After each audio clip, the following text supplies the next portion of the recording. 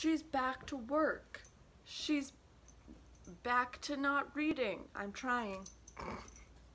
You ever just can't come up with witty banter?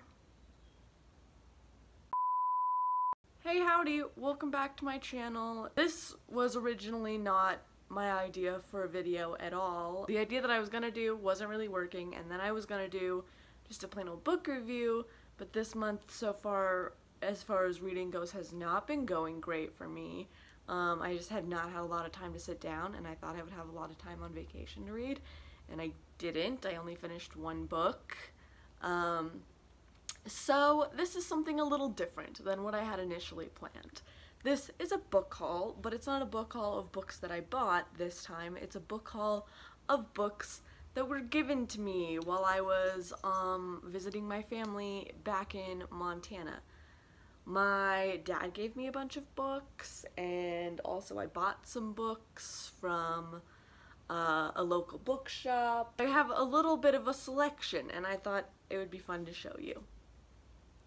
That's it. That's all the ideas I have. I know I just keep posting like the same 3 videos every month, and I promise it will get varied once summer's over, and now that I'm out of quarantine and once school starts back up, I'll get some more ideas out there. I pinky swear, but right now my life is just a lot, and I'm having surgery soon, and it's a whole debacle. So until then, I'm just gonna keep buying books and telling you which ones I bought.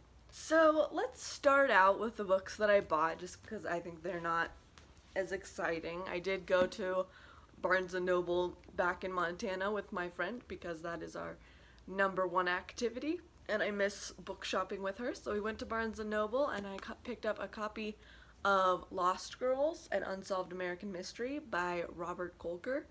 This book is, surprise, surprise, another true crime book. Yep, that's right. This is a book that was just recently turned into a Netflix series. It's a book about unsolved mysteries, particularly unsolved mysteries involving missing women.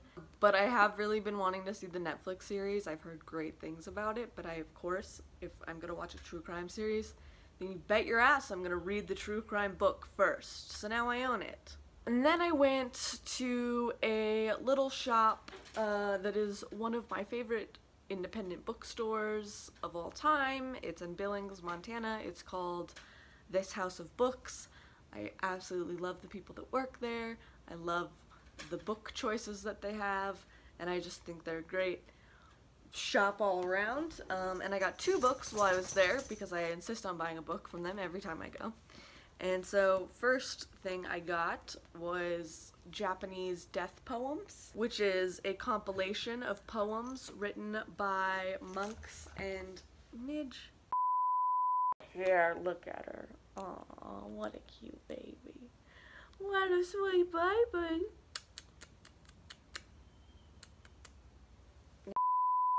It's a book written by monks and poets while they are on their deathbed, and I love a good death. Clearly, it's because of my obsession with death. So I thought this would be a good thing to pick up. I also really like poetry, and I specifically like haiku and Japanese poetry. This book is also cool because it has it has the name of the poet, then their name in Japanese, and then the day that they died and how old they were when they died, and then the poem, and then the story of how they died, which I think is an excellent layout and a very cool way to give some credit to some lives that you otherwise know nothing about. The second book that I picked up there is The OK Witch. This is a graphic novel that I've had my eye on for quite some time, and I've just never seen in any of the shops that I've been in. So when I saw it there, I was very excited. It's about exactly what you would think it was about, which is an okay witch. She's a witch, but she's just alright at it.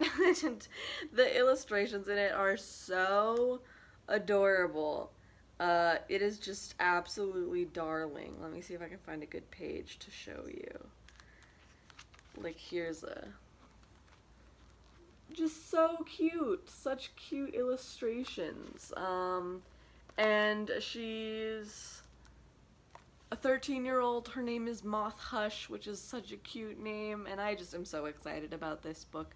Honestly, I probably will not finish half the books on my TBR this month, but I will be finishing this one because I think it looks so fucking cute. Those are the only books that I bought on vacation, and now we're moving into the books that were given to me by my dad to keep or borrow. My dad has some awesome books. He's got some awesome taste in books, as does my mom, and whenever I go back to visit them, I always come home with like a stack of books they've recommended to me, or that they were getting rid of that they didn't want anymore, and I, of course, immediately was like, oh, I'll take it. The first one that I was given was White Fang by Jack London.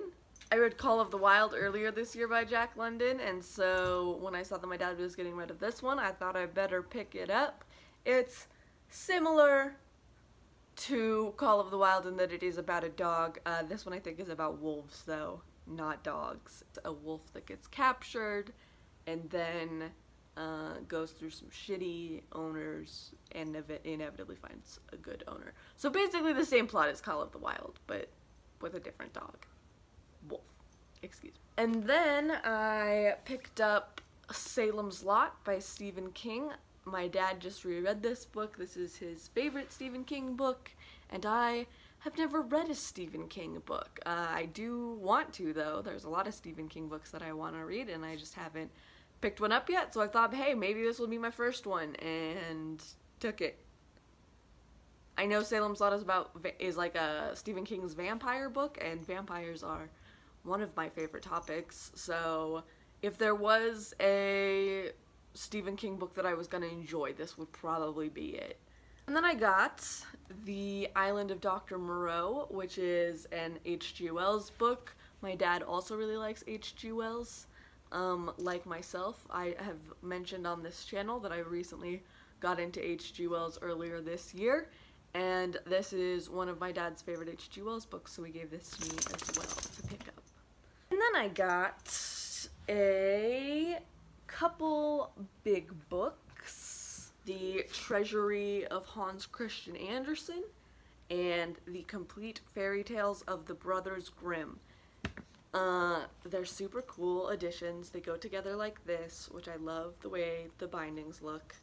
And we were reading at home some of the Hans Christian Andersen fairy tales and were dying laughing. Like, they were just so weird and like just not really at all what you would expect from the original fairy tales, but just so funny, and they have weird morals, and there's some in there that are just like, what, how, I've never even heard of this, and then you realize why you've never heard of it, because it's stupid. I will try to read some of these out loud on the channel sometime, if anyone's interested in that. If you would be interested in having a reading of some fairy tales, please comment below and I will absolutely do it. And then I got one that I'm just borrowing from my father because he does want it back, and that is Gorey by Edward Gorey. It's a compilation of Edward Gorey stories. If you don't know Edward Gorey stories, that rhymed. If you don't know who Edward Gorey is, he's an illustrator and an author, and is very well liked by my family. He's a very dark writer. He's got some very grim-looking illustrations, a little bit spooky, a little bit weird, and what are my two favorite things? Spooky and weird. So, needless to say, I definitely wanted to read this, and I was gonna buy my own copy, but then my dad said he had it, so I'm just borrowing his. He has a couple different Edward Gorey compilations, so maybe I'll borrow the other one eventually one day too. And the last two books that were given to me by my father when I was out of town are the Boondocks, because I know you don't read the newspaper, and also Fresh for 01 You Suckas, a Boondocks collection. These are collections of the Boondocks comic. Obviously, if you've seen the show on Adult Swim, I bet you didn't know it was originally a comic created by Aaron Magruder.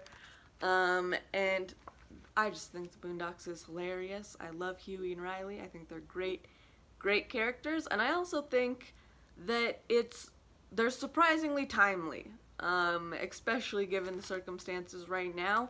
Huey is very introspective, very smart, and very aware of the world that's around him, and so in a lot of comics, the comments that he makes on race in America are very poignant and very accurate to today's climate.